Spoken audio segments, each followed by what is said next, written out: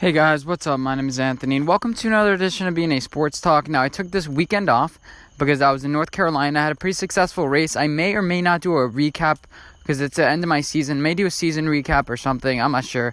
I don't think it'll get that much views, and I kind of want to document it, but whatever.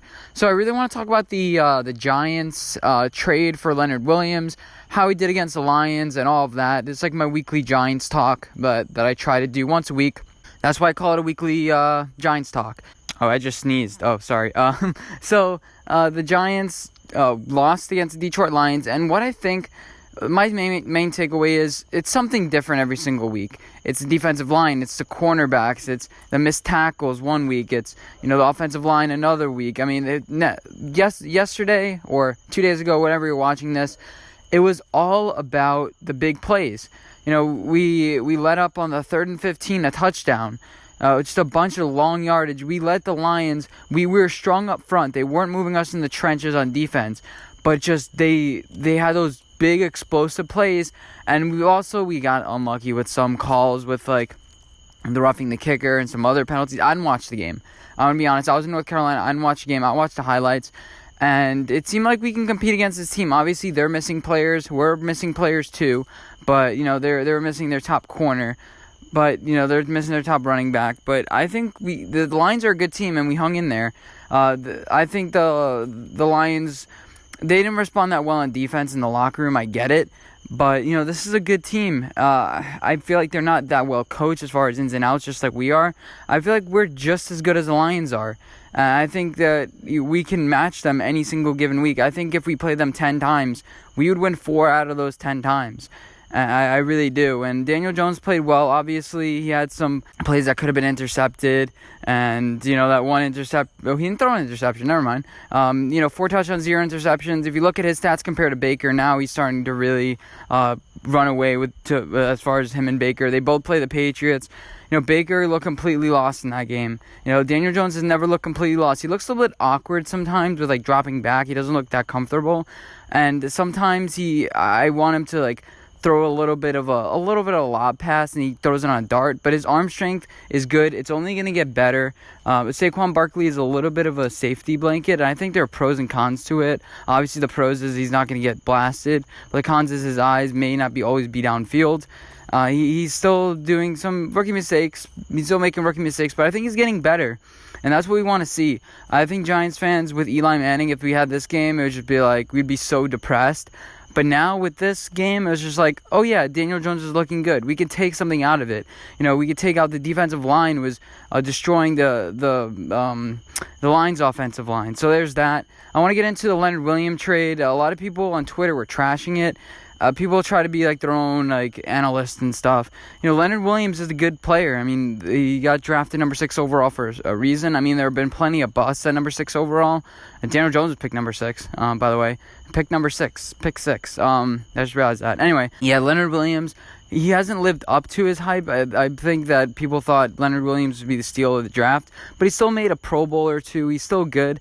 The communication that I got from this is the Giants want to be great at a position. We've been decent at, corner. Actually, we've been pretty bad at corner. But, we've had Janoris Jenkins. We've been all right. But we want to be great. We have a lot of cap space. We have a lot of draft picks.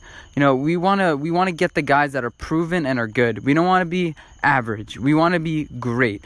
And Dave Gettleman has proven he doesn't want to overpay for certain guys. And that's fine. Josh Norman's when he was with the Panthers, the Landon Collins. That's fine. And I think that's good for it. But there's a problem sometimes with not overpaying for the guy. And we overpaid for Nate Solder. We overpaid for Odell. And now those 2 guys are probably going to be gone, which isn't the best sign. But those are guys from the old regime. But I think sometimes you just have to overpay. And looking at this next year's free agency, there aren't going to be too many players available. Jadeveon Clowney, obviously he's probably going to get re-signed by Seattle. You have a bunch of players who got signed this year. I don't think they're going to be a bunch of players. And people are oh, just sign him in free agency. You can get him for cheaper. No, get him now. Get him now, have his rights. And what do? Give up a 5th-round pick? I know Dave Gettleman's good at drafting, but at some point you need to turn these guys into players. This defensive line is going to grow up together, hopefully. We always say that, imagine these guys growing up together. But it always, never really pans out. The Giants are, they're in a good spot right now. You have a strong defensive line. Our linebackers need to get better. They're probably going to want to move off the Ogletree after the season ends. We just need a stud linebacker. We need, a Devin White that we could have, we just missed out drafting. We need an elite signal caller linebacker, and I think we're gonna have to overpay for somebody like that. I mean, obviously we got Ogletree, but he was never great to begin with. We need to go after the top guys. We need to be able to attract players. We need to be able to do that.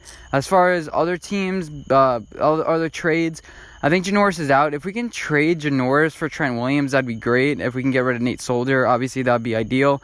As far as like anybody on the offensive line, BJ Hill is kind of at this point, it's like, what are you going to do? Dalvin Tomlinson, if you can get a second rounder, great, but I don't think you trade him unless you have a massive overhaul. I say you just create depth at the position. Teams like the 49ers have great depth at the position, and they just work well together. They all have nice rest, and they just work well together. So there's that.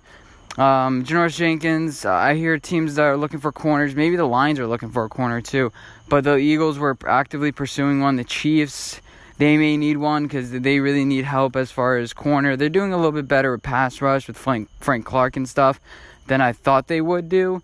So I don't think the Giants should be that much sellers. People are like, oh, Giants just sell everybody. Well, we need players to sell, and we need to get things back for those players. We don't really have that many outstanding contracts besides Ogletree and Jenkins. I mean, this regime is doing a good job. I trust them in the draft, which is good. I just I'm not too overly confident in Pat Shurmur as a coach with the X's and O's. I'm just naturally not. I mean, he's made some dumb decisions. Like, the Madden generation is just like, oh, what are you doing? Everyone who's grown up playing Madden, like, we're better at clock management than he is. We know when to challenge.